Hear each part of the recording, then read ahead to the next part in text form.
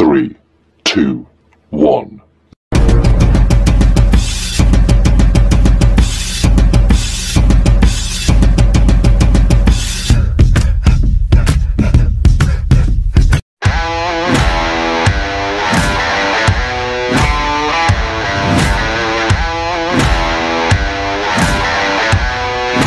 Are you ready?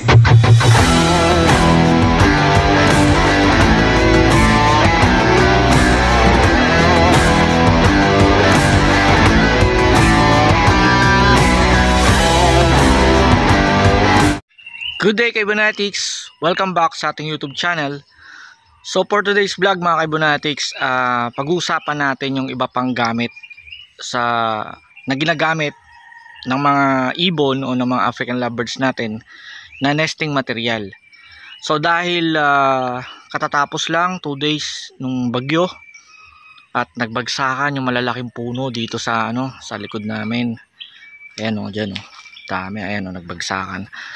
So lakas kasi ng rito ng hangin, lakas din ng ng ulan.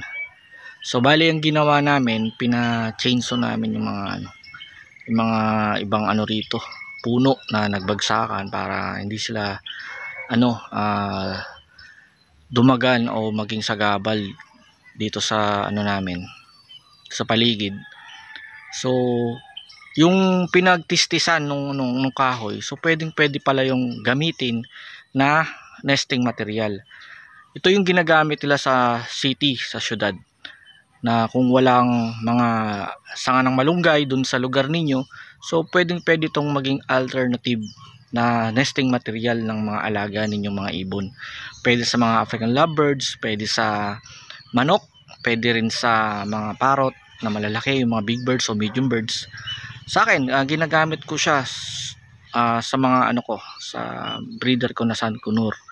So ginagamit kong nesting material ito kasi hindi naman yung Sankunur kasi hindi sila kagaya ng lovebirds na kumukuha ng nesting material, yung balat ng malunggay, hindi sila ganun. So bali kung sa malaking puno kasi sila napatay, bali kinukutkot nila yon hanggang mabutas. So yung pinagkutkutan, yun na yung nagiging nesting material nila. So parang natistis na yung mga kahoy na patay. So yun na yung parang lalagyan nila ng egg nila. So bali ito mga Kaibonatics, pakita ko sa inyo yung kung anong itsura ng kusot sa mga hindi pa nakakaalam. So bali ito mga Kaibonatics, binibilad ko siya sa araw. Ayan o. Kasi kung hindi natin siya ibibilad, bali mabubulok siya kasi basa pa to eh. Buhay yung puno na pinutol, tinistis. So kailangan matuyo muna siya para hindi siya mabulok. So kung basa kasi itong itong tistis o kusot na to, mabubulok yan. Magmo-moist tas mabubulok. So hindi natin mapapakinabangan pag ganun. Naman ito mga Kaibonatics, binibilad natin siya ng maigi. Ito binabaliktad natin yung yung kusot para siya, pumuti siya at matuyo.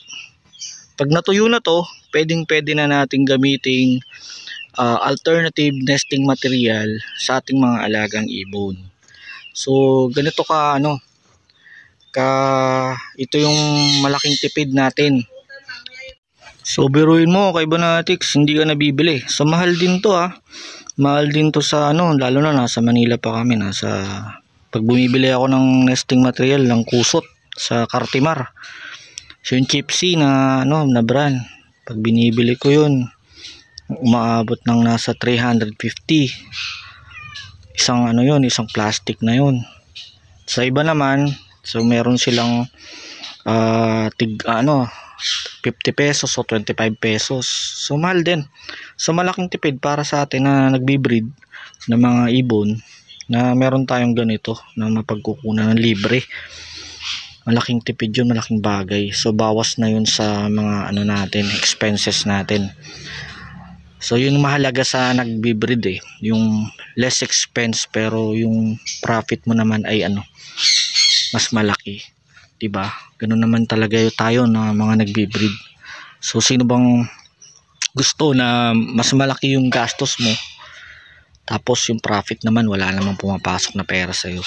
So mas maganda yung yung makatipid ka kahit papaano sa mga bagay na ginagamit ng mga ibon natin.